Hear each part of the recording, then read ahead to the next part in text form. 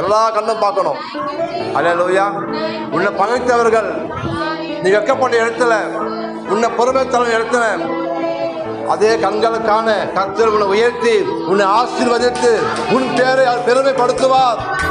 நீ ஆராதிக்கிற தேவன் போல தேவன் இல்லை என்று உன்னை பகைத்தவர்கள் சொல்வார்கள்.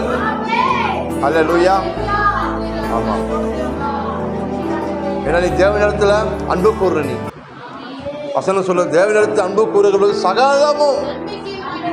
சகலமும் தீமைக்கு இல்லை நன்மைக்கு எதுவாக நடக்குமா. அல்லேலூயா.